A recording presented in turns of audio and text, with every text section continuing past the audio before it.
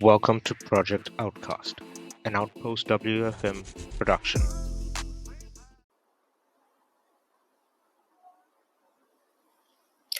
Hey guys, welcome back to another episode of Project Outcast.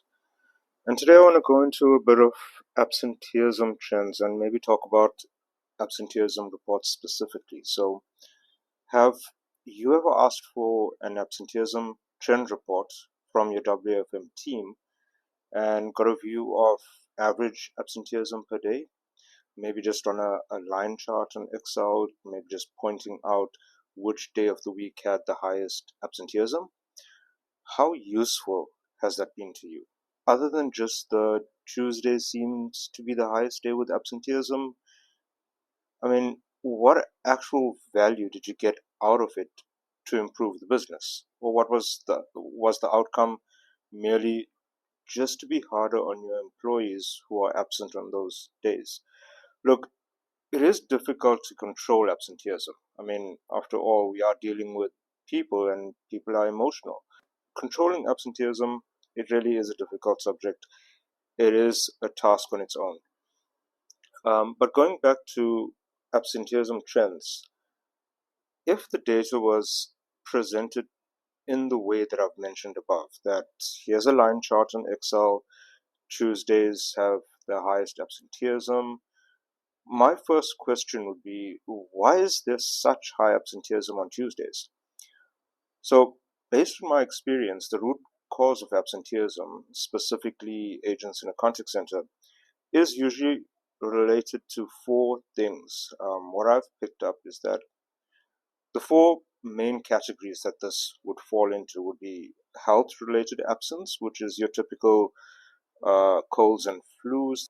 Another unique thing would be the job market. Now, new opportunities at other contact centers and other companies usually occur at certain times. Maybe it's a BPO that's landed a new client and now they've got um, positions open for 10, 20, maybe more agents.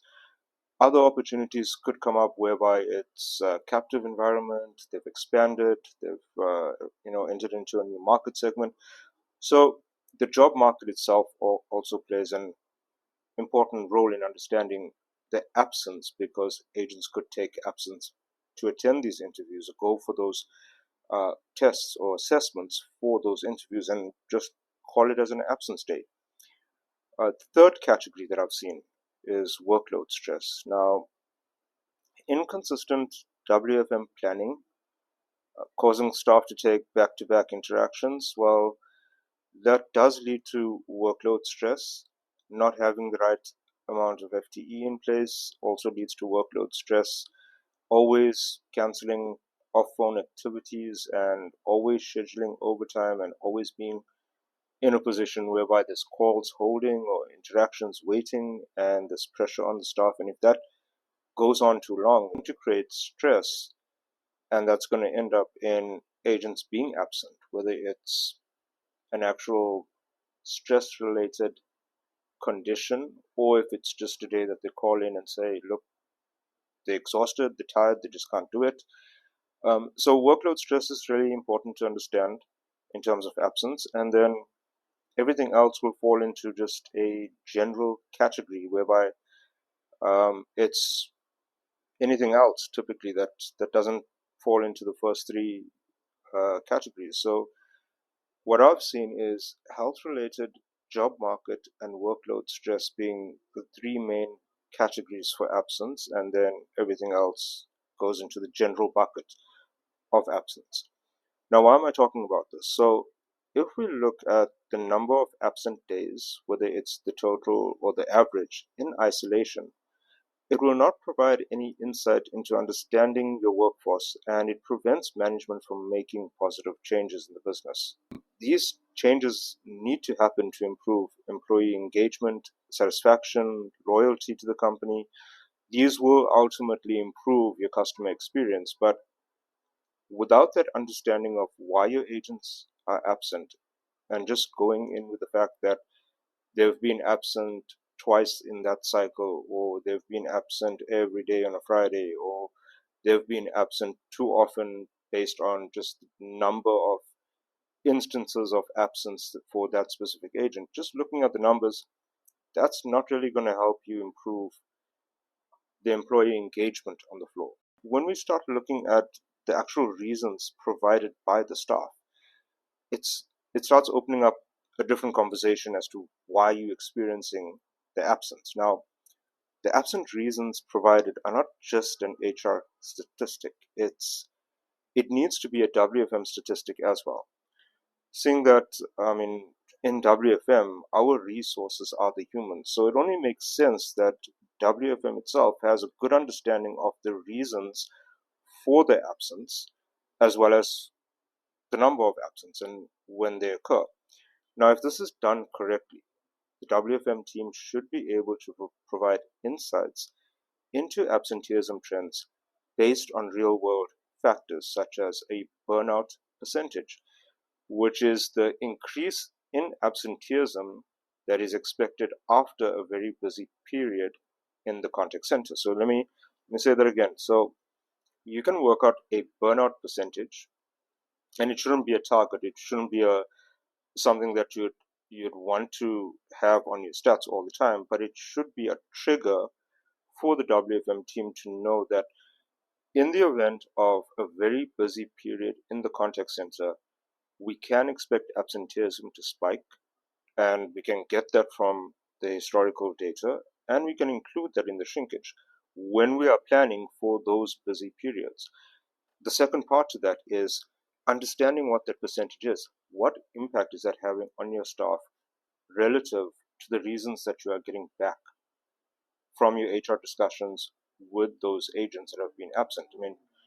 If they were absent because of workload stress, we need to understand what was the workload stress that caused it. Was it busy periods that lasted a month, 2 months? Then it's a case of being incorrectly geared. And those are the conversations we need to have. If it's a case of there wasn't any increase in workload or activity during that time, let's look at external factors like, are there any other companies that are employing? Are there any other changes in the job market that would cause agents to take an absent day, just this random absent day, maybe because of them wanting to go for an interview or do an assessment, or follow that interview process, and that may lead to resignations later on. So absenteeism is a number, but the main thing is understanding what is causing the absenteeism is where the value comes in. It's where we're going to sit down and say, we know that out of the 20 instances of absence, 10 of them were related to seasonal colds and flus, and 5 of them were just unplanned single day absences for unknown reasons. And those are the ones that you got to go and look into, because those are the anomalies. Those are the ones you got to get insight into from the agents to have a session and understand, first of all, from a health perspective, are they okay? Secondly, what was the reason behind it? Did they need some time off with their family? Was it a certain situation? And again, the details of this should stay within HR, but the actual reason for the absence should filter back to WFM, because at the end of the day, the shrinkage percentage that in WFM takes into account the full absenteeism figure. But if we start segmenting the absenteeism figure to understand what we can control out of it and what we can't, we are in a better position to plan a much more flexible shrinkage percentage. In the event of a busy period, we know that we're going to see some spikes. We could make a few adjustments in the contact center to understand or to mitigate the impact that we potentially will have after a busy period. Seasonal colds and flus, we know that's coming up if we have those reasons in place. And again, instead of applying a flat shrinkage, we fluctuate the shrinkage percent and try and anticipate and get ahead of it before it becomes a problem in the contact center. So preempting absenteeism, even resignations, it helps improve the efficiency of your business. And considering the workforce that we have today, it is in our best interest to take that time out and understand what are the reasons for our absenteeism and how WFM can start drilling down deeper into the absenteeism percent and segmenting it to understand what that absenteeism reasons are, what we can control, what is it a reflection of in terms of the business planning, and I'm referring back to not having enough staff, and that is causing burnout. And at the end of it, preempting the absenteeism would focus your efforts better into running the business and going back to improving how you plan the business and how you execute that plan. It is the start of what management would need to look at in order for them to make those positive changes in the business to improve the employee engagement, the employee satisfaction, and the loyalty of the employee, which will ultimately go on to improve the customer experience. This has been Project Outcast, an Outpost WFM production. Go to outpostwfm.co.za for more.